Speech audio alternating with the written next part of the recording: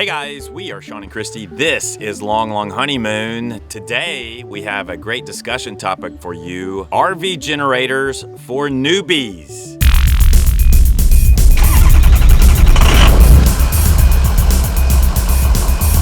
So what is a generator? A generator is a portable source of electricity that you can use with your RV. It's an alternative to plugging your RV up to shore power.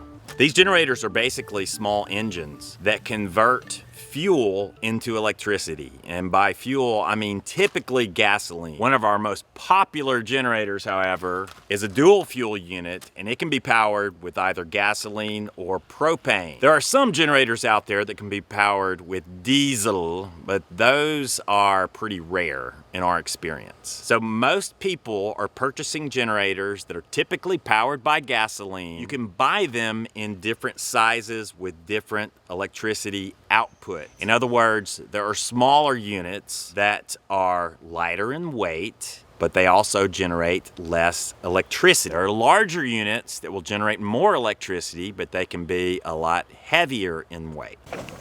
Lift. Helps if you have a big beer belly, you can press it against. First of all, do you need a generator? If you're gonna be camping in only full hookup campgrounds, then you're probably not gonna need a generator. And that's because full hookup campgrounds will have that shore power so you can connect to electricity. And it's even true of some partial hookup campgrounds. You will go to some campgrounds in national parks, for example, that may be electric only. And if they have electricity, then you, frankly, will not need a generator. But for all those instances where you're not gonna have an electrical hookup at your campsite, which is most national park campgrounds, any sort of BLM land or boondocking situation, or if you're at a festival or just out in the middle of nature, probably not gonna have an electrical hookup nearby. And that's when you're gonna wanna bring something to supply you with power. And the easiest, cheapest way to do that is to buy yourself a portable inverter generator.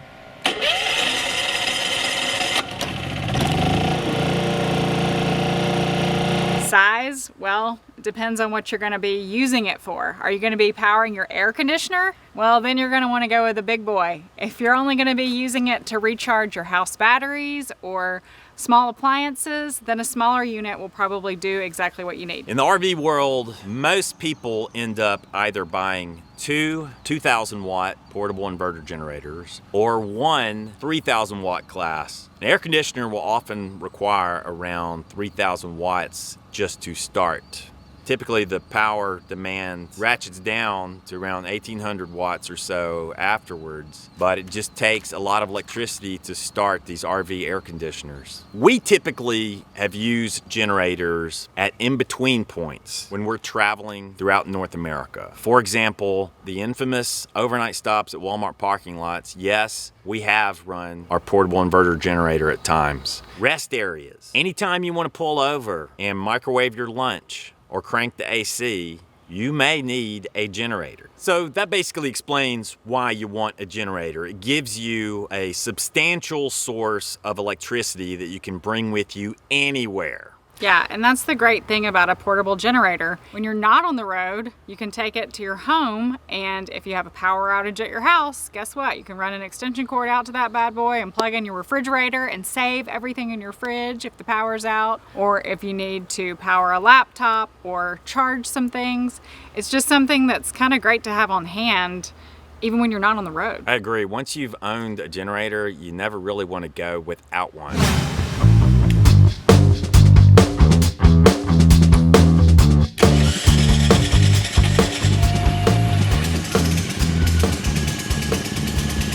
So if you've decided that your style of RV travel means you will want to own a generator, let's talk about a couple things up front. First of all, what kind of generator should you not buy? We're going to offend some people here, but we strongly encourage you to avoid open frame generators because of the noise output. Yes, absolutely. If you want to make enemies in your campground, fire up an open frame generator. Nobody wants to hear that.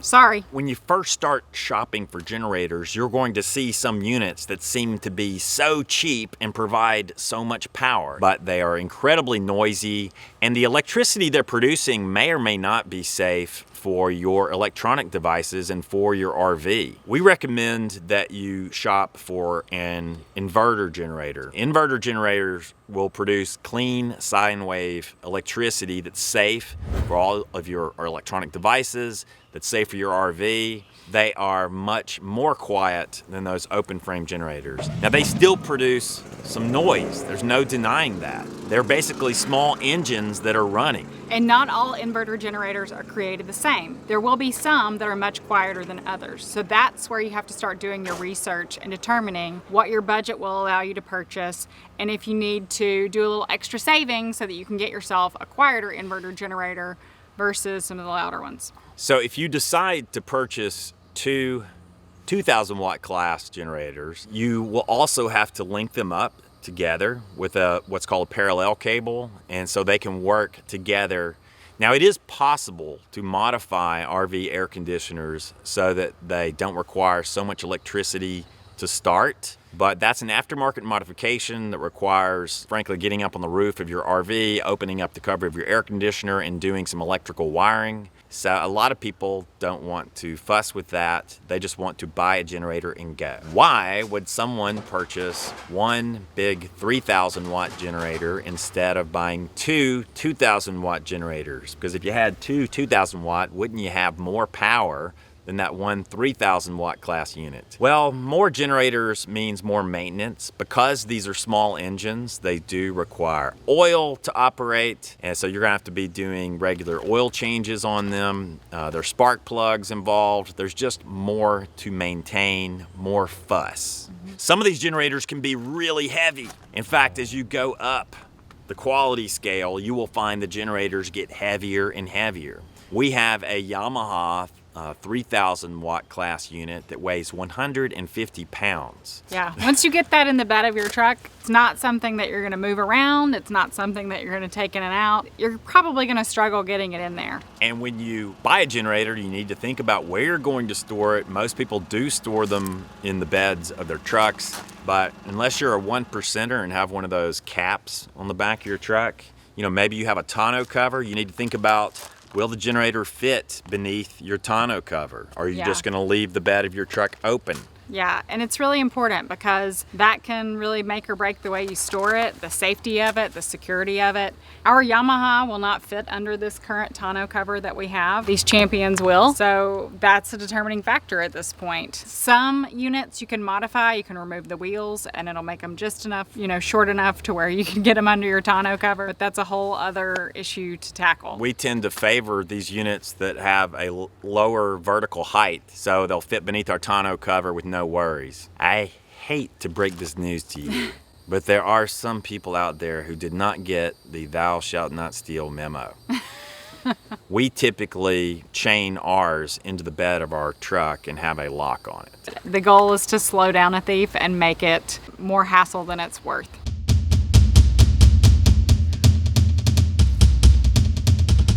Now for the weightlifting portion of the competition.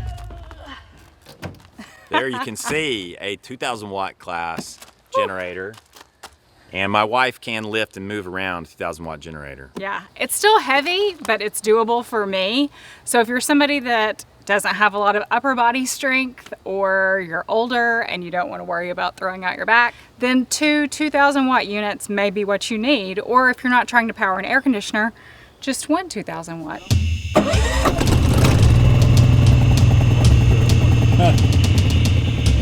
Choke. I guess you gotta push the choke in. Yeah.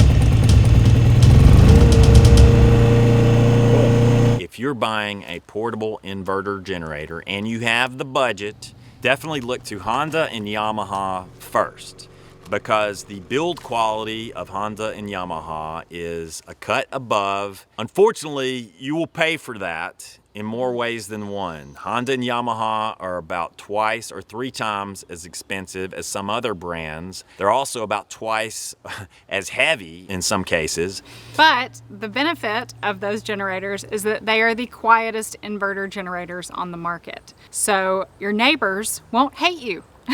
Yeah, if you're in a campground and you see your neighbor pull up and they have a Honda or a Yamaha, you probably breathe a sigh of relief because you know they've got a high quality generator that's not going to completely spoil the atmosphere. If you see them with an open frame construction type of generator, Move.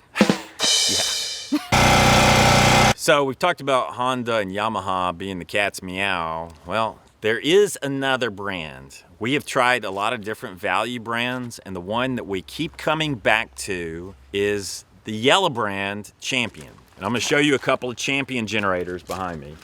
They're a little louder than the Honda and the Yamaha. Only slightly. It's very slight, and in the environments where we are using them typically, like a parking lot or rest area, or even a national park during the day, they're very acceptable in terms of noise output. They're competitive, and they actually have a lot of features that Honda and Yamaha do not. They have some premium features. For example, the one we really enjoy traveling with is the 3100 watt Champion that has remote electric start. That is a premium feature that works like a champ every time we try it.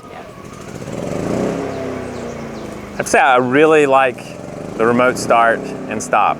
The other Champion generator, which is incredibly popular, is the 3400 watt dual fuel unit. This is one of the rare generators that can be powered by either gasoline or propane. And you see, a lot of people don't want to travel with gasoline. Gasoline, frankly, is much more flammable, explosive, and dangerous than propane.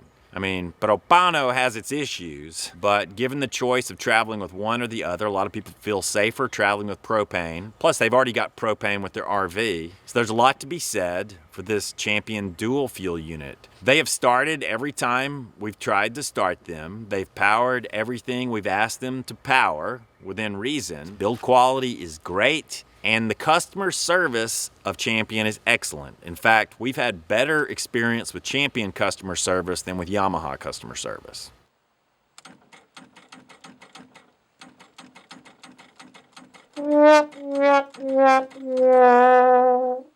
So personally, I'm really impressed with our experience with Champion. I'm quite comfortable traveling with this Champion 3100 watt with the remote electric start. In fact, I kind of love it. I love that feature. And even though we have a fancy solar system installed in our Airstream now, we will still be traveling with the generator, and that's because air conditioning simply requires a lot of electricity. And at the end of the day, if you want air conditioning, probably going to want a generator. And personally, I would rather have one large generator than two small ones. That's just me, because I would rather have less to fuss with. One generator, one oil change. They're probably a little bit harder to steal, these large units. Yeah, that's for sure. I will point out these Champion 3000 watt class units are not nearly as heavy as the Honda and the Yamaha. I think Champion is the great option for anybody that wants a 3000 watt generator with a budget price, with the quiet noise output.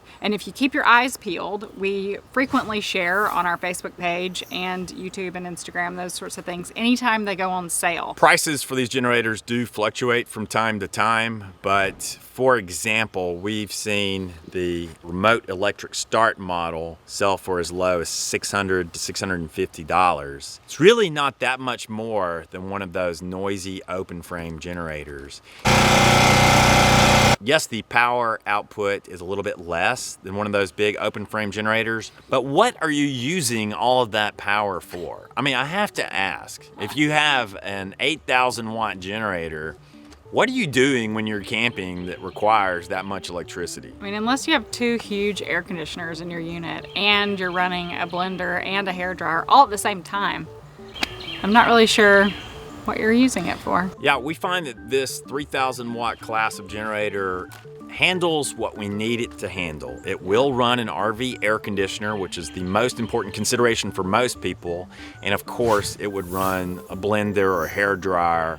It'll top off our batteries. It'll recharge our electronic devices, does all of that. So there's really not much to say bad about a Champion. I wish they were a little bit more quiet, but they've done a great job overall with the design, the build quality, and the value for dollar. So that's it, guys. A look at RV portable inverter generators for newbies. We hope you found this video helpful. If you are interested in browsing reviews of generators, we invite you to check out the links beneath this video. Also, check out our store at amazon.com/shop/longlonghoneymoon. We have a special category created in our Amazon store that has many of these generators and accessories that you might want if you do decide to get one. So if you enjoyed this video, please give it a thumbs up. If you have any friends or family that you think could benefit from watching this video, share it with them. And if you haven't yet, please click that subscribe button down below. We would love to have you join us here at Lo-Lo-Ho Nation. Until next time, what do we say? We say Lo-Lo-Ho. Lo-Lo-Ho. The flamingo. There are always two consistent traits about the bird. It's pink and it's For sale in the Long Long Honeymoon Supply Store. In this video, we are talking to the noobiest of the noobs.